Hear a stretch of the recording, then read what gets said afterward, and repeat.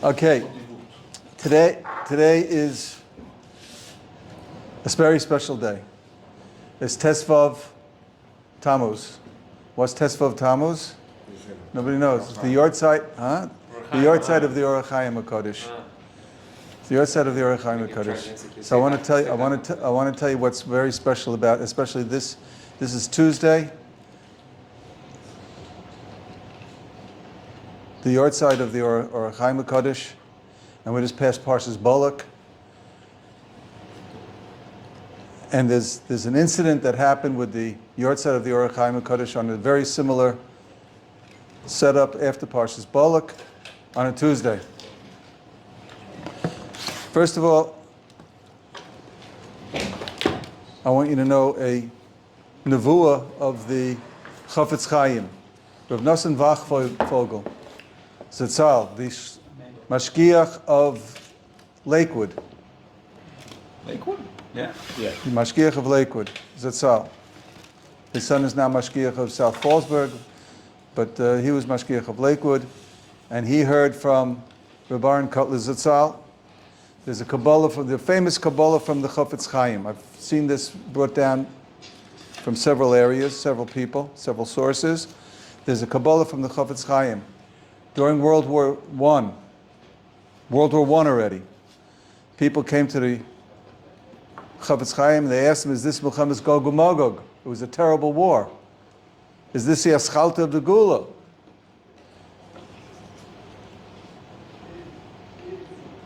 So the Chafetz Chaim told them, no, this war will come to an end, and then there'll be a hefsek, and then there'll be another milchama. You hear this? He said this during World War I. And then he said there'll be a hefsek, and then another milchama, and then there'll be another hafsaka, and then there'll be a third milchama, and that milchama will bring Mashiach. That's what the Chafetz Chaim said. Now that it shows you how great the Chafetz Chaim was. Huh? Shows you how great the Chafetz Chaim was. How could you foresee during World War I that there's going to be a World War II? But there's a hemshech to that nevuah. I call it a nevuah. Rav Chatzkel Levenstein, the mashgiach of Ponevezh, who was mashgiach in the Mir in Shanghai and mashgiach of Ponevezh in Eretz Yisrael. So he used to give a vad to the Avrechim, and Shalom Shadron was one of the participants of that vad. And Rav Chatzkel said he heard from that the Chafetz Chaim had said that there'll be a second milchama, and that milchama will make the first milchama look like child's play. First World War was terrible. Millions of people died. The whole Europe was upended. All the communities were had to go into exile until they got themselves back together again after World War I, and where we think about after World War I, between the wars, but they were just regrouping themselves. All the ancient communities had been destroyed. People were in Golis. He says the Second World War will make the First World War look like child's play, which we know, the Shoah, the Holocaust.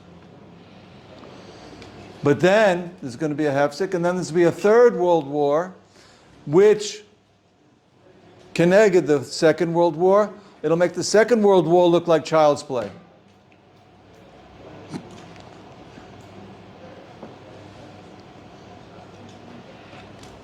So the Avrechim didn't like that statement. It was right after World War II, and they were just trying to, they knew about the Holocaust, and the Holocaust was fresh in their minds, and now he's saying that the World War III is going to be even worse. So it's a pachad for an earnest Avrech. So that's a pachad. Shomshom Shadron. He had the Ometz Alev, the courage. He asked, Rebbe, why do you have to scare us? We should daven that there shouldn't be any more wars. What are you trying to, there shouldn't be a Gazar Din on us. Ask for Rahmanis. Why are you scaring us, giving us such pachad? So Rav Shalom Shrajan writes that the Mashgiach became very, very agitated.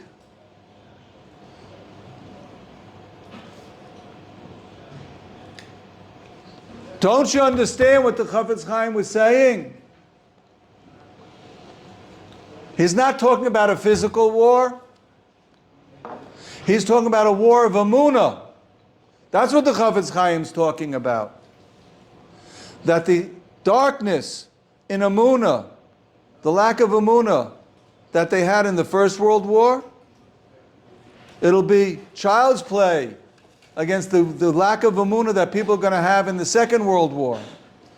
And in the Third World War will make the lack of Amunah in the Second World War look like child's play. And the Mashiach will come to bring back the Amunah. There's going to be a Hester Panim in the Milchama. Until HaKadosh Baruch Hu sends us the Mashiach, that's the Milchama. It's a Milchama in Amunah.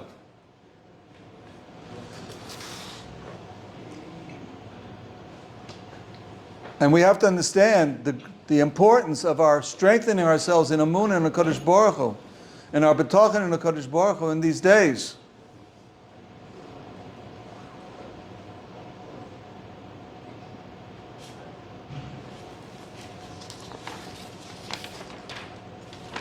It says in the end of Sota, the very last blot of Sota, V'ikvis Mashiach, it's amazing how 2,000 years ago, the Chazal were able to predict what it will look like in our generation, 2,000 years later.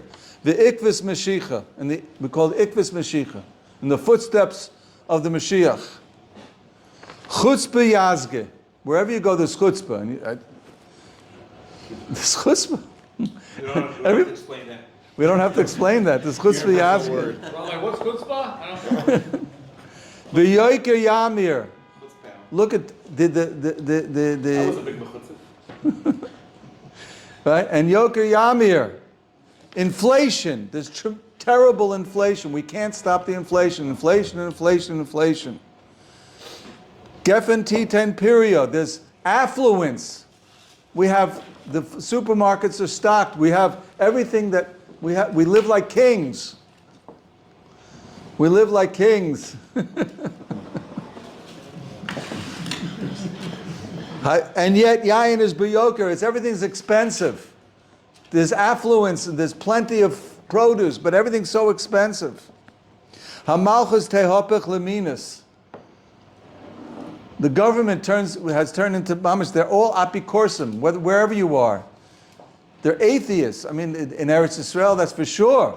The government, they're apikorsim. And in America also, they're trying to... Means Democrats, right? For sure. Listen, We don't mean that. YouTube, we don't mean that now. But the American government, they're such apikorsim, even according to American standards. America used to be the land of they had belief, in God we trust. They want to take it off the dollar bill now. They don't believe in anything. It's minus. Ein toichacha is beis vad. You can't give toichacha to anybody. Ha beis vad liya luznus. There's znus is rampant. Lack of sneas is rampant. It's all over the place. It's mamish. The beis vad. Chochmas soifrim tisrach. People don't respect the rabbis. People don't respect the Talmidei Chachamim. Yirechet Yemaso. They hate the Avrechem. They hate the Bnei Torah. Anybody who's religious, they hate them.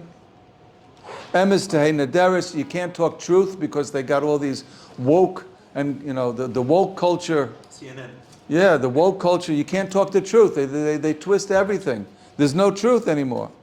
Narim Pnei Zokin Yalbinu. They don't give respect to the elderly. Zakenim Yamdu Mipnei the Katanim. The elders, the old people, they stand up because of the covet of the young whippersnappers, the young people. It's exactly what's going on today. The Pnei Ador is Pnei Akelev. It looks like the face of the generation looks like the face of a dog.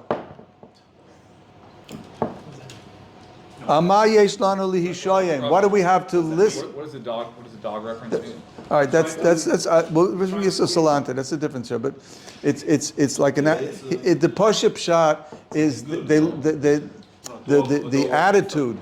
When you look at the culture, it's a culture of animalism.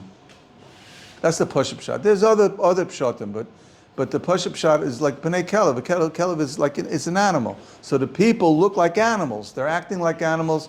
That's the. This is a distraction, but every time the Torah talks about dogs, they're always good. So that dog didn't scream out during Mitzrayim. Not in this case. Not in this case. Okay, so it's a negative connotation. It's definitely a negative connotation, but they look like people are acting like animals, animalistic. What do we have to rely on? Alavinu Shabashamayim. This statement rings throughout the generations. They've accented this statement. When it comes to the door of the Mashiach, which is our generation, what do we have to rely on? Only Avinu Shabashamayim.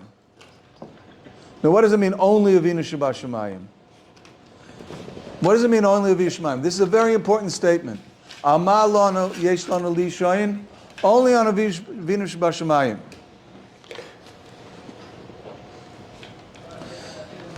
There's another Gemara in Sanhedrin, in Sadiches, Amid Aleph. Omer Rabbi Yochanan, Ein ben David bo el bedor shekulei zakeh v'dor shekulei chayiv. But Ben David, the Mashiach, will only come in a generation which is either totally zakai, they're all tzaddikim, or they're totally chayiv, they're totally. They have no schusim. They have no. There's no saving grace to the generation. There's many pshatim in this on this Gemara. What does it mean? So Rav Dessler asked the kasha, the simple kasha, it smacks you in the face. I understand that Ben David will come if the door does tshuva and everybody's a tzaddik. So then everybody's zakai. So we're roy for the Mashiach to come. So then the Mashiach will come. Ben David will come. That we understand. But a door which is totally has no saving value, there's no saving grace to the door. Why should Ben David? Why should we merit in our generation where we see what's going on? We don't have the merit for the Ben David to come. So what does it mean that a door shekuloi, everybody is chayiv, there's no tzaddikim left, kimat. And in such a door, the Mashiach is going to come? So Dessler answers, when a person is a Beinoni, he's got good points, he's got bad points. The fact that he's got good points, so he always, in his mind, I'm not so bad. I have some saving graces. I know my areas where I really should work on myself. I wish I could work on myself, so he covers up the ra, the evil which is inside of him, and he excuses himself that I'm not so bad. A person like that can't really do proper 100% tshuva. But a person who knows that he is hit the bottom, he's hit the bottom, there's no way up, there's no way out except up, but there's no way for him to get up. He feels he can't do it. He is so bad, there's no way for him to get better. I can't do it. I'm in a situation where I know my faults, I can't get out of it. He can't, there's nothing for him to rely on, except if he davens to Hashem, he does tshuva, and he realizes that Ein lana li'ishayin el Avinu shebashamayim.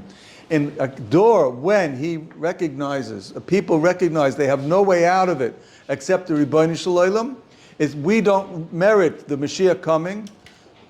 So how are we going to get out of this situation? The generation is getting more and more decrepit. We have nothing to rely on except the Ribbono Shel Olam.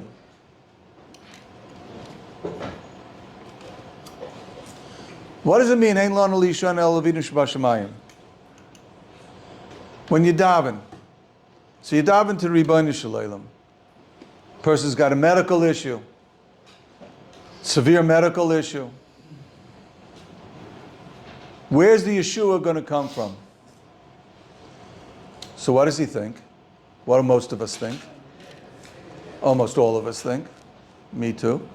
You go to the doctor. Well, I have a doctor to rely on. I go to the top doctor. I'll pay some good bucks, and I'll go to a professor, and the doctor will get me out of it. Person has a problem with with taxes or a lawsuit. My lawyers will get me out of it. He'll hire good lawyers. He'll get out of it.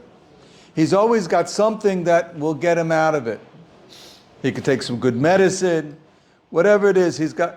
And yeah, I'll daven also. So I'll also daven.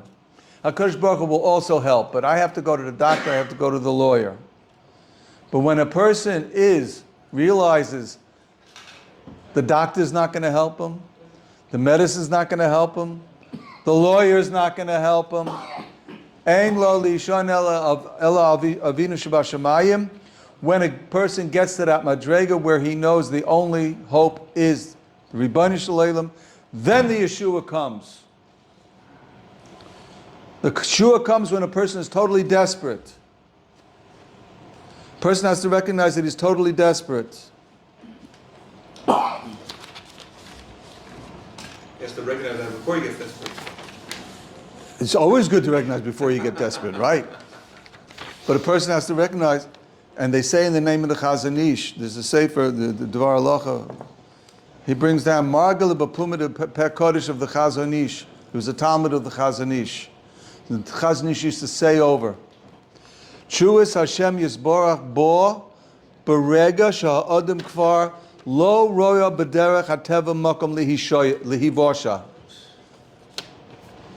The Chazon Ish, the Chuas Hashem only comes at the moment that the person recognizes that al pi derech hateva, there's no way for him to get saved. There's no way that he can get saved. Isn't there anything else to rely on? He had nothing to rely on. Then the Yeshua will come. Like you're an alcoholic or a drug addict, like when you've totally given in, like that level, like what's it called, bottoming out? Rock bottom. Rock bottom. It's the concept. Whatever situation a person's in, it could be any situation, could be a monetary situation, could be a personal situation, could be a medical situation, and there's nothing to rely on. You know, in the hospital when the doctors they with all their tests. And you know they want to completely control you and send you for this test and put you through this regimen of this therapy, you know. But when the doctors look at the report and say, and all of a sudden they become believers, Mr. Cohen will have to leave it up to God. All of a sudden they become religious people. That means, yes, even they gave up, and there's nothing for you to do except Lishayin al Avinu shebashamayim. You have no way out except the Ribbono Shel Olam.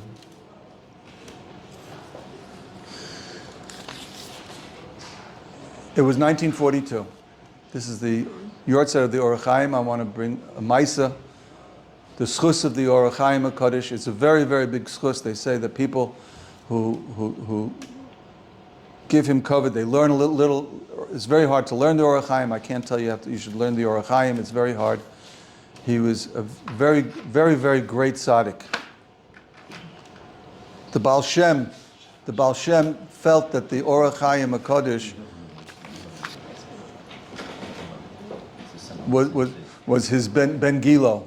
he felt such a connection. He was the Baal Shem Tov was in Europe, and the Or Hachaim was in Eretz Yisrael, but he knew about the day that the Or Hachaim passed away. It was on Shabbos, and the Baal Shem was washing his hands for Shala Shuddis, and he stopped, and he took a long time, and then he sat down, and after he started Shala Shuddis, he says, the Ner Mizrachi just went out. And they found out it was on Shabbos, that Shabbos, the Or Hachaim HaKadosh had just passed away. He knew it in Europe. We don't realize the greatness of the Or Hachaim HaKadosh. It was June 1942. Rommel. You know a little history? General Rommel. No. General Rommel was Was he a British general? no, man.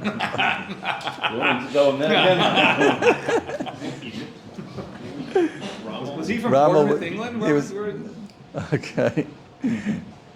He was the Nazi general, and Hitler had sent him to Africa to conquer Africa.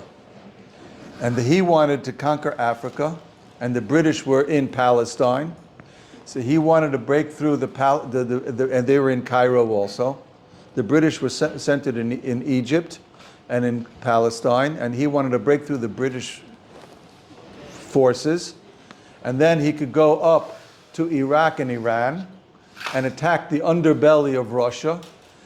And if he could do that, so then the Russians would have to divert their forces from the front in Europe and protect the south of Russia, and that would disperse the Russian forces, and then Hitler would have a chance to go into Russia and take it over. That was his plan. He was coming. All of a sudden, he broke through the British forces. He broke through the British forces, and he was on his way to Cairo. He was 50 miles from the Suez Canal. And he was traveling, his forces were traveling between 20 and 30 miles a day. In 2 days, in 48 hours, they would be in the Suez Canal. If they pass the Suez Canal, they come up, they come up and they go through Eretz Yisrael.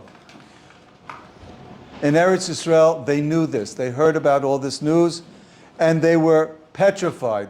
A lot of the people in Eretz Yisrael had run away from Nazi Germany. There were a lot of Platim, a lot of refugees in Eretz Yisrael, and they knew that what was in store for them if the Germans came into Eretz Yisrael, and it says that there was a plan.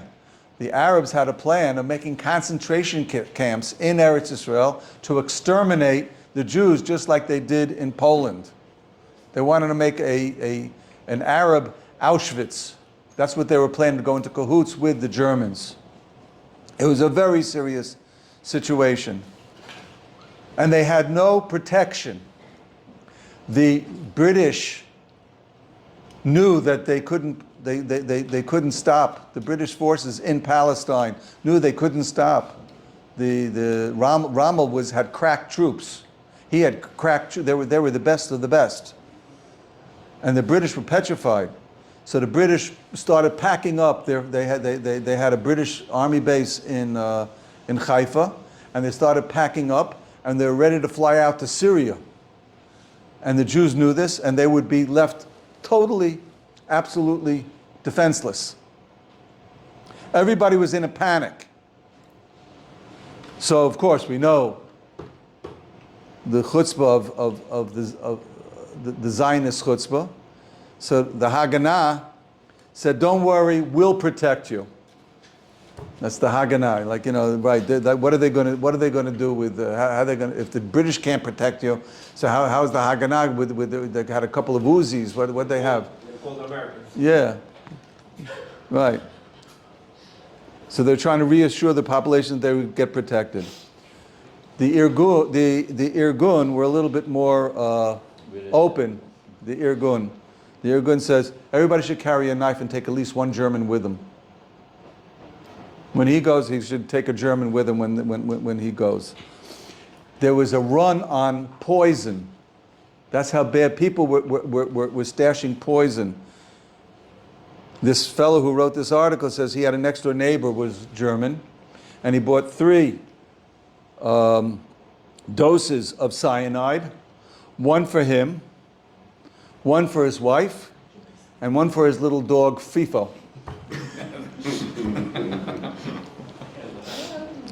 The streets, yeah, Fifi, whatever it is. The streets were filled with Arabs. The Arabs were going around the street with big smiles on their faces and said, I get that house. I saw it first. No, I saw it first. They were fighting over who's going to get which house. Right? So I have a friend in Tel Aviv who remembers as a little kid, he remembers seeing they had these pieces of paper, and they were going around doing that, and they were actually fighting each other, like, oh, this is my house, my house, my house. Yeah. That was what was going on. Now there was a Biana Chassid, Beryl Ludmir, and he had a chasna. He was marrying off his daughter in two weeks. He was marrying off his daughter in 2 weeks, and he didn't know that whether he wanted a sign on the hotel for the chasna, but he didn't know with what was going on whether he should sign on the hotel for the chasna to make the chasna, whether what to expect. So he went. There was in Tel Aviv. There was a very big Rebbe because the Husiatnia Rebbe. The Husiatnia Rebbe was a descendant of I forget who he was descendant of. He was a very big Rebbe, and he was one of the great prophets of the 20th century. In 1936, he was in Austria. He was a Rebbe in Austria. And he left Austria in 1936, 2 years before the Germans invaded Austria and took it over. And he told everybody get out of Austria, get out of Europe. He already saw it coming. A lot of Rebbes and Rosh Hashivas and Talmidei Chacham, they didn't see it coming, and they didn't tell everybody to run away from Europe. I'm not going to get involved in that. Somehow or other, the Husiatna Rebbe, he saw it coming and he ran away. He went to Eretz Yisrael. So this Beryl Ludmir, he went to the Rebbe and he asked him what should he do about signing for the wedding. So he said, wait a couple of days. What's going to be in a couple of days? Says there's going to be a kenis. They're going to go to on the yard side of the Hachaim. Was on Tuesday, like this year. It was on Tuesday, and they made a kenis, a gathering of tefillah, at the kever of the Hachaim HaKadosh, and then we'll see what happens. 20,000 people showed up for this kenis at the Hachaim's kever. Now, where is it? What country? Har Zaysim. Now, in those days, I mean, how many? 20,000 people. It happens to be 20,000 people is a lot of people for those days. Talking about 1942, 1942. There weren't that many Yidden in Eretz Yisrael yet. It was that much more dangerous. Yeah, so there were 20,000 people that showed up. It says everybody was so petrified. So Shom Shadron, he remembers that. He brings down this whole Maisa. He says even Mapai and Mapam people went. The communists, they were so afraid. They went to daven at the kever of the Hachaim. Even Ein Charod, the Ein Charod, the communist kibbutz, even they went to daven at the kever of the Hachaim. That's what Shalom Shadron remembers. That's how petrified people were. So the Rebbe went to the kever, and the whole time, the whole kenis, everybody's saying Tehillim, and he's standing over the kever, and he's looking at the kever. His eyes are fixed on the kever of the Hachaim. I don't know how long it was, an hour, he was staring at the kever, and Beryl Ludmir was right next to him. He was like a chassid of the Husiatner Rebbe, and he was right next to the Rebbe, and then the Rebbe's eyes lit up. He stopped. He turned to Beryl Ludmi and says, "It'll be okay. You can make the wedding." What happened? What do you see? What do you see? You know. Anyway, so it says Beryl Ludmir, he went back to Tel Aviv, where he had booked a hall, booked a hotel, and he signed on it. Then he went to the Husiatner Rebbe and he asked him, "What did you see? Rebbe, what did you see?" It says he was looking at the kever, and all of a sudden he saw the Shem Hashem, Yud K Vav K, in gold letters, bright gold letters, hovering over the kever. And the letters were straight. Sometimes in Kabbalah, they're backwards. It was sometimes the Shemas are written backwards. This Shem was written straight, Yud K Vav K, and it was shining gold letters. He says it was a siman that this is going to be okay.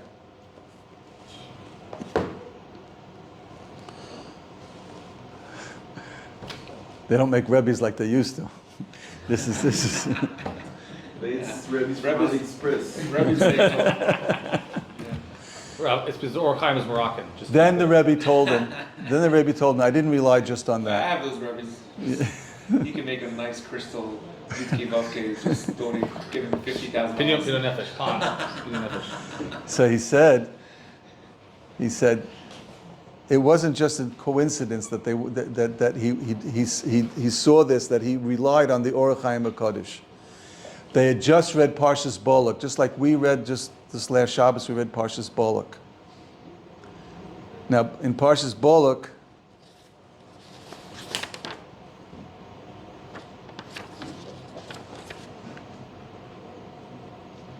he talks about Arena v'lo Atash, Arena v'lo Korav, Dorach Koichav Yaakov, become Shevet mi Yisrael. He talks about Yemosa Mashiach. The Bilam, in his Nevuah, talks about Yemosa Mashiach. Bilam uses two names for Klal Yisrael. He uses Yaakov, and he uses Yisroel. And he, in his whole commentary in the Orach Chaim, he discusses what's the meaning of the Lashon Yaakov and the meaning of the Lashon Yisroel. Yaakov is Klal Yisrael before he became Yisrael. But Yaakov, before he became Yisrael, was only Yaakov. And he lived a very hard life, and he was running away from Esav, and he had a hard life with Lavan. It was very, very difficult for him. He was not on the Madrega yet. Once he had the battle, the fight with the Sar Shel Esav, with the Malach, the angel of Esav, the angel gave him a name. You should now be called Yisroel. It's the lashon of Sorora. You are now, you have control. You have Mem Shola, Sorora, over Kael, over even Malachim. It's a term of Klal Yisrael when they're at their peak, when we are now on top. So if Klal Yisrael are not at their peak, they're called Yaakov. If they're at their peak, they're Tzadikim, then they're called Yisroel. So the Orach Chaim says in this pasuk, Dorach Koichav Miyakov. What's Dorach Koichav Miyakov? Who's the Koichav Miyakov? Is the Mashiach ben David. He's like a Koichav, like a star. He's going to be like a star. V'kom Shevet mi Yisrael. What's the Shevet mi Yisrael? That's Mashiach ben Ephraim, ben Yosef. There's two Mashiachim. There's a Mashiach ben David and a Mashiach ben Yosef, ben Ephraim, he says, coming specifically from Ephraim. If Yisroel are going to be called Yaakov, they're only Beinonim, they're not on the Spitz level of Sidkis, then they're only going to get the Mashiach ben David. The Mashiach ben Ephraim, ben Yosef, will be killed by Romulus. But if Yisrael is on the Madrega of Yisrael, then Romilus will have no power over Klal Yisrael, and the Mashiach ben Yosef will not be killed, and he'll be able to stand. We need both Mashiachim to have the perfection of the Yemos Mashiach. The Husiatna Rebbe saw the word Romulus. It's referring to the founder of Rome, Romulus. Romulus was that's how Rome got its name, from Romulus. So it's the power of Rome. But look at it, it's Rommel. Rommel in this week's Parsha. And it's talking about whether Rommel will have control over Klal Yisrael.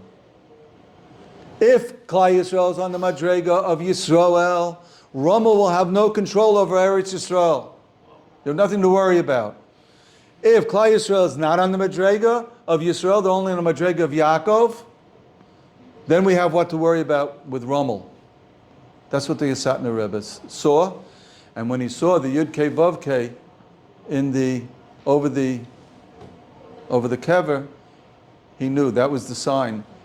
Klal Yisrael, because of the truth, because of the fear. Don't be afraid of fear. Don't be afraid of fear. Fear brings us to a madrega of Ein Lanu Lishon Ela Avinu Shebashamayim. There's no one to rely on. You can't rely on the Germans. You can't rely on Haganah. You can't rely on Sahal. You can't rely on anything. Can't rely on the Americans too. Can't rely on the Americans. That's the way it is today. You can't rely on the Americans. Kodesh Baruch Hu wants to bring us to a madrega of Ein Lanu Lishon Ela Avinu Shebashamayim. That was even the communists in Ein Charod understood the severity of the situation, and because they did tshuva at the yard side of the Hachaim Kodesh, what happened? So in the diary of Rommel, it says Rommel was going, I told you, he was going 20 to 30 miles a day. They were 50 miles away from Suez Canal. And it was June 30th. All of a sudden, June 30th was new moon. And they wanted to always make a surprise attack when they had the full moon. The new moon, they didn't have like we have night vision like you have today. They needed the new moon. And then under the light of the new moon, they were able to travel at night and make a surprise attack and take out the British forces. That was his tactic. June 30th was new moon.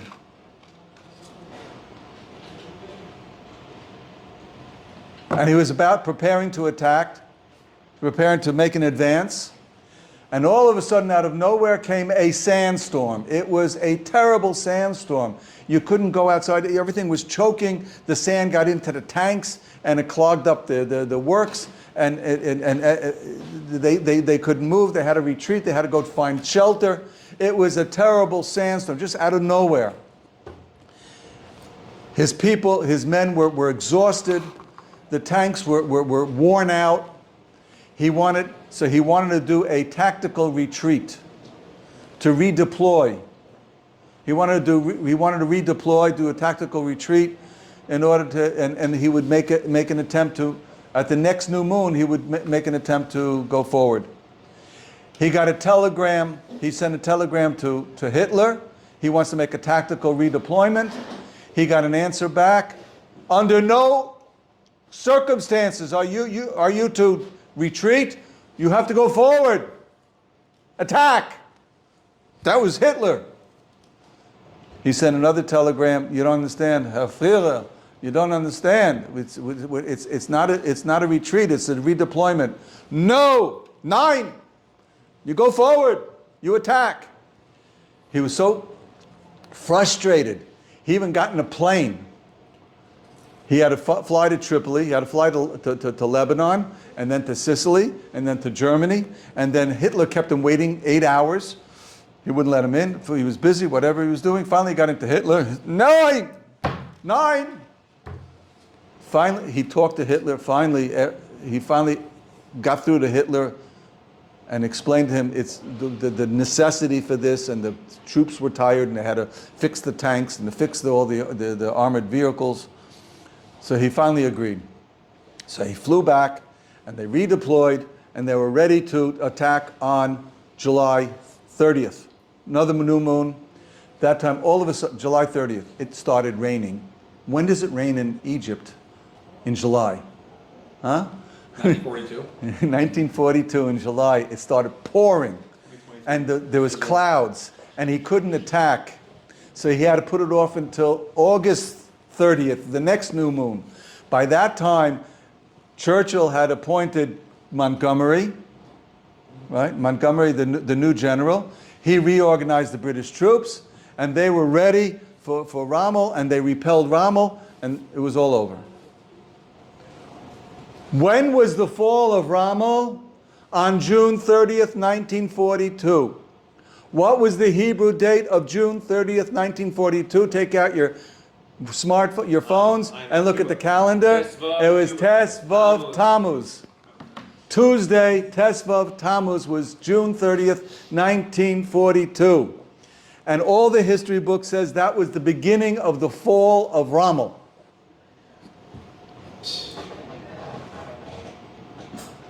Huh? Kosh Baruch Hu can do miracles? Huh? Kosh Baruch Hu can do miracles? Ein lanu lishon al Avinu shebashamayim.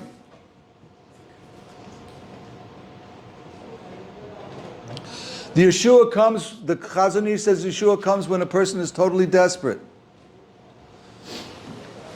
The Chazal tell us, the Gemara in Brachas, even if a cherev chada, even if a sharp sword is lying on your neck, don't give up.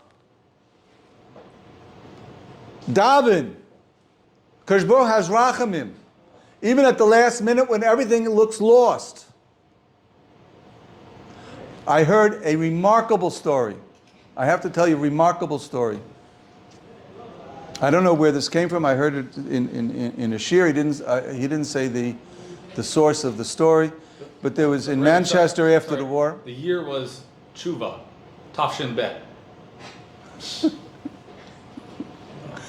Teshev, Tafshin Bet. Yeah, nice. It was after the war in Manchester. And there was an old Yid, I don't know how long after the war, I don't know what year it was, in the 50s, whatever. There was an old Yid, and he was in Manchester in the shul, and he used to say Kaddish. Every davening he said Kaddish. And he had a very strange minig. He said Kaddish was such hislavis, such, he got all worked up, such kavana, and his whole body was, his whole intent was on that Kaddish. Talmid Chacham was visiting that shul, and he noticed this person saying Kaddish, and so he asked around, "What's going on here? You know, it's a very interesting Kaddish. It's very strange Kaddish. Nobody knew. But that's why he's been here for a couple of years, and that's the way he says Kaddish, and nobody knew the story." He says, "Okay, I'm going to go ask him." He went over and he asked the gentleman, the Yid, "Excuse me, I don't mean to intrude, but can you tell me why are you saying Kaddish with such a hislavis? You know, there must be something behind it." He says, "Yeah. I'll tell you the story behind my Kaddish. Kosh Baruch Hu decided during World War II he was going to send me to the worst concentration camps. The things I saw, I can't describe. I can't talk about what I saw. It was the worst of the worst. We all waited for the final order when we would be marched into the gas chambers, be gassed and killed and sent to the ovens. That's all we were waiting for. There was nothing to look forward to. Everybody's walking around dejected, depressed. It was a hopeless situation. Hopeless. I refused to lose hope.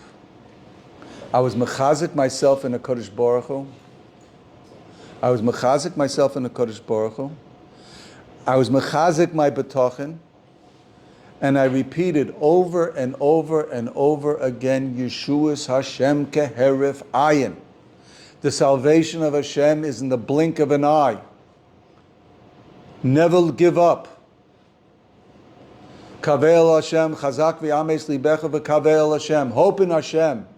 Mechazik yolev, daven again, and kavel Hashem. Never give up. And I said over this Yeshuas Hashem Keherafayim so often, all my chaverim, all my friends in the camp, they stopped calling me by my name. They call me, hey, Yeshuas Hashem, Yeshuas Hashem. They gave me the nickname, Yeshuas Hashem.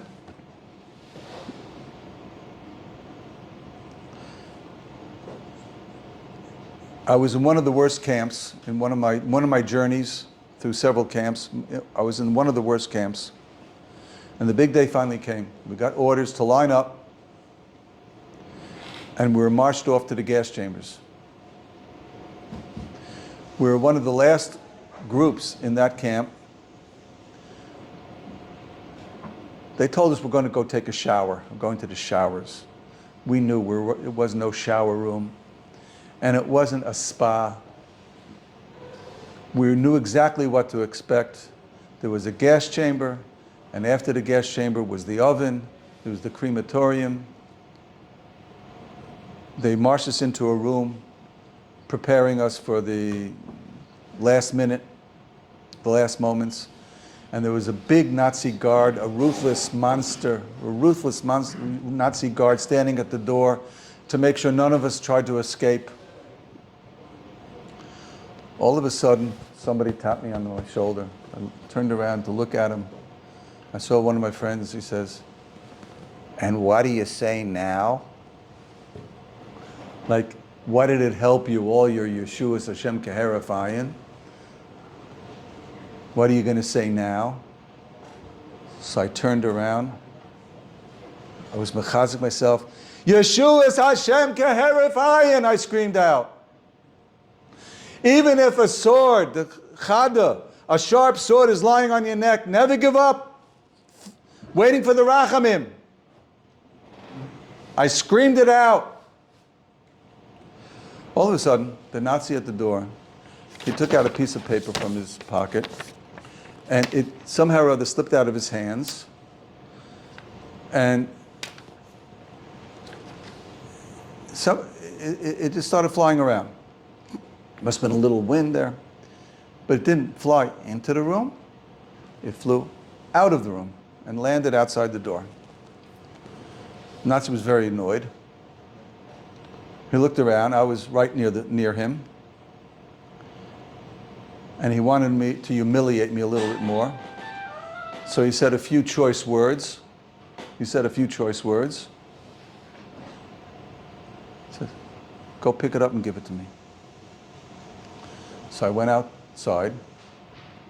I bent over to pick it up, put it in my hand, and all of a sudden, bang! I turned around. The door was an automatic electric door, and it slammed shut. And I was outside with the Nazi. Me and the Nazi were outside. Everybody else was inside. It was just me and the Nazi. The Nazi didn't know what happened. He grabbed me, trying to hold on to me. I shouldn't run away. He started pulling on the door, trying to open it up, but it was locked tight. It was an electric lock.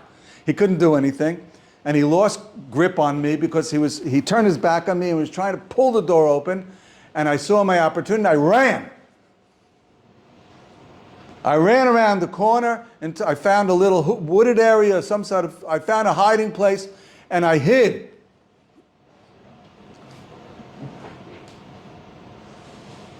And as I was running, I heard all my friends screaming from behind that door, "Don't forget us! Say Kaddish for us!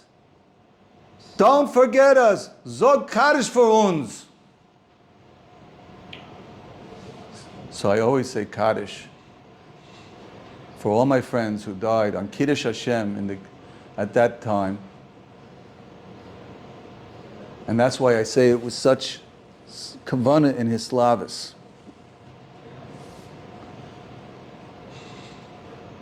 Yeshua's Hashem keheref ayin. Ein lanu lishon el avinu shebashamayim. This is the motto of Ikvasad de Mashiach. The motto of Ikvasad de Mashiach. These are the times that we are in now. And we see all the simonim of the Mashiach, and it's getting hot. And it's getting hot. We don't know what kind of, the politics are getting very, very, very precarious. We don't know what's going to happen. And there's nothing for us to worry about. Ein lanu lishon el avinu shebashamayim. When we get to the madrega of Ein lanu lishon el avinu shebashamayim, when you have no one to rely on, only on the Ribbonish Shalom and nothing else, then Yeshua's Hashem keheref ayin. Shkoyach. Very good.